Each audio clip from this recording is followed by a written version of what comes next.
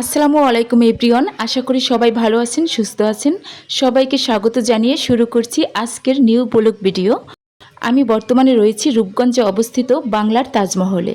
এই ভিডিওটিতে আপনাদের সাথে শেয়ার করব আপনারা যারা বাংলার তাজমহলে আসবেন, কিভাবে আসবেন, কোথা থেকে আসবেন এবং এসে কি কি দেখতে পাবেন, সমস্ত বিস্তারিত তথ্য তুলে ধরব আজকের এই ভিডিওটিতে। আপনারা না টেনে পুরো ভিডিওটি দেখতে থাকুন। তো শুরু করছি আজকের ভিডিওটি। বাংলার তাজমহল নারায়ণগঞ্জ জেলার সোনারগাঁও উপজেলায় অবস্থিত বিশ্বের প্রাচীন সপ্ত আশ্চর্য আগ্রার তাজমহলের আদলে নির্মিত বাংলার তাজমহল। প্রায় 40 একর জায়গা জুড়ে আগ্রার তাজমহলের সাথে মিল রেখে বাংলার তাজমহল নির্মাণ করা হয়েছে। এর চারকোনায় 4টি মিনার, বড় গম্বুজ, চারপাশে সবুজ বাগান, পানির ফোয়ারা আর উঁচু মিনারগুলো যেন সত্যি আপনাকে নিয়ে যাবে আগ্রার তাজমহলের আবেশে। আপনারা যারা বাংলার তাজমহল আসতে চান তারা যে কোনো জায়গা থেকে চলে আসুন ঢাকা কুড়িল বিশ্ব রোড। এখানে আসার পরে গাউছিয়ার বাসে উঠে যাবেন। গাউছিয়া পৌঁছাবার পরে এখানে আসার পরে আপনারা পেয়ে যাবেন অনেক ব্যাটারি চালিত অটোরিকশা। ওনাদেরকে বললেই হবে বাংলার তাজমহল যাব, ওনারা আপনাদের নিয়ে যাবে বাংলার তাজমহলের মেন গেটে। আপনারা যারা নিজস্ব গাড়ি কিংবা মোটরসাইকেলে করে আসতে চান তাদের জন্য রয়েছে সুব্যবস্থা। এখানে আসলে পেয়ে যাবেন গাড়ি পার্কিংয়ের ব্যবস্থা। পার্কিং এরিয়া থেকে আপনারা কিছুটা সামনে এগিয়ে গেলেই দেখতে পাবেন তাজমহলে ঢোকার প্রবেশদ্বার। এই সরু রাস্তা ধরেই সামনে কিছুটা এগিয়ে গেলেই দেখতে পাবেন টিকিট কাউন্টার। এখান থেকে টিকিট কিনে তাজমহলের ভিতরে প্রবেশ করতে হবে।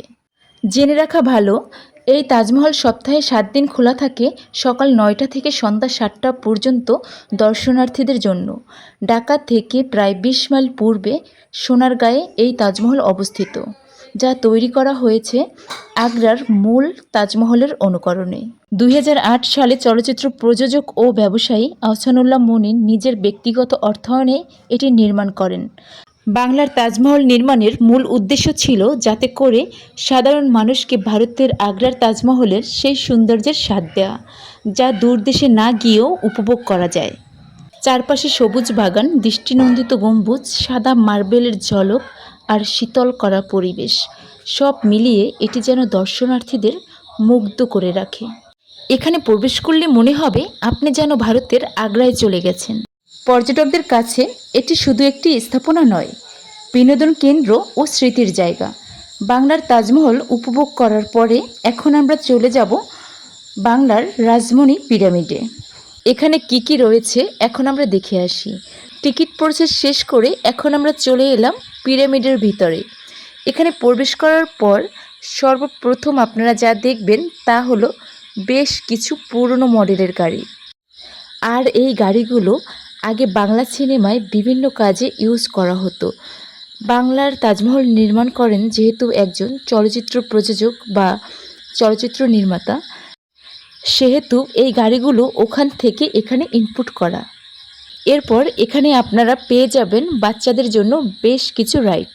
আর এই রাইডগুলো এনজয় করতে হলে আপনাদের গুনতে হবে জন প্রতি 50 টাকা করে। রাইডগুলো এনজয় করার পর কিছুটা সামনে গেলেই দেখতে পাবেন ক্ষুদিরাম বসুর ফাঁসির মঞ্চ। ক্ষুদিরাম বসু ছিলেন একজন তরুণ বিপ্লবী। তিনি অল্প বয়সী ব্রিটিশ বিরোধী বিপ্লব গঠনের সঙ্গে যুক্ত হন। তার হৃদয়ে ছিল দেশের স্বাধীনতার জন্য প্রাণ দেওয়ার অদম্য ইচ্ছা। আর ওনাকে কেন ফাঁসি দেওয়া হয়েছিল সেটা হলো 1908 সালে উনি ব্রিটিশের একজন বিচারককে হত্যা করার পরিকল্পনা করেছিলেন। আর এই পরিকল্পনার প্রেক্ষিতে বিভিন্ন কারণে তাকে ফাঁসি দেওয়া হয়েছিল।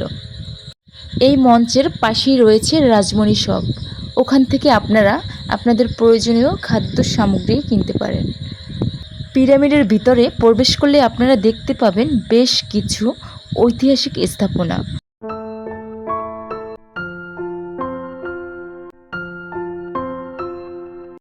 আমরা জানি মিশরের পিরামিড বিশ্বের সপ্ত আশ্চর্যের একটি অংশ। মিশরের পিরামিডের আদলে এই পিরামিড নির্মাণ করা হয়েছে। বাহিরে দেখলেন যতটা অপূর্ব ভিউ, ভিতরে হয়ে যাবেন ততটাই ভীতু। আমরা ফোনের ফ্ল্যাশ লাইট জ্বালিয়ে আপনাদের দেখানোর চেষ্টা করছি। আর এখানে রয়েছে মিশরের পিরামিডের আদলে বেশ কিছু মৃতদেহ মমি করে রাখা হয়েছে। বিভিন্ন রাজা বা রানীদের মৃতদেহ এখানে মমি করে রাখা হয়েছে।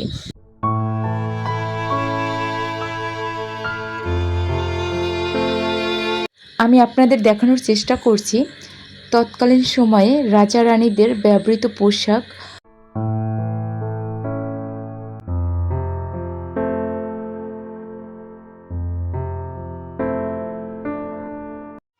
এখানে রয়েছে রাজা রানীদের ব্যবহৃত বিভিন্ন রকম অলংকার।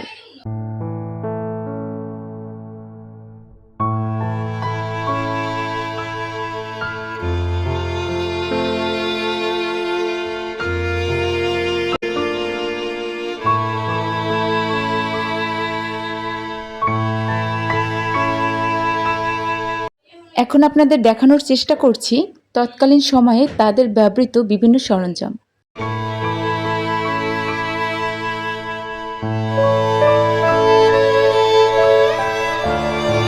প্রিয় বন্ধুরা, ভয় না পেয়ে দেখতে থাকুন।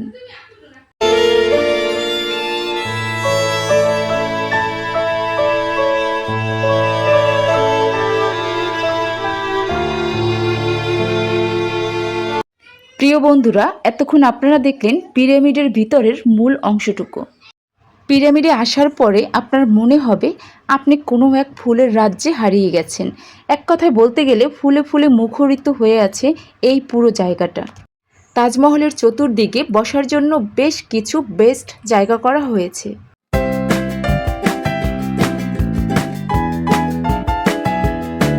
সো প্রিয় বন্ধুরা, আপনি যদি সত্যিকারের একজন ইতিহাসপ্রেমী হয়ে থাকেন তাহলে এই তাজমহলটি আপনার কাছে খুবই ভালো লাগবে। এই তাজমহলটি দেখলে কিছুটা হলেও আপনি আগ্রার তাজমহলের ফিল পাবেন। তাজমহলের চতুর্দিকের ভিউটা ছিল অত্যন্ত সুন্দর। প্রিয় বন্ধুরা, আমি যেদিন তাজমহলে গিয়েছিলাম কোনো কারণে ওখানে যেতে দেরি হয়, তার জন্য আমি সব কিছু ঘুরে দেখতেও পারিনি। যেমন বেহুলা লক্ষিন্দরের বাসরঘর, রঙিন মাছের খেলা ইত্যাদি আরও বেশ কিছু অংশই আমি মিস করে গেছি। তো পরে কখনো যদি যাই তবে সব কিছু শেয়ার করবো ইনশাল্লাহ। সো প্রিয় দর্শক, এই ছিল বাংলার তাজমহলের কিছু বিস্তারিত তথ্য। যদি ভিডিওটি একটু ভালো লেগে থাকে তাহলে আরও নতুন নতুন ভিডিও দেখতে পাশে থাকবেন আশা করি। সবাই ভালো থাকবেন, সুস্থ থাকবেন। আসসালামু আলাইকুম, আল্লাহ হাফেজ।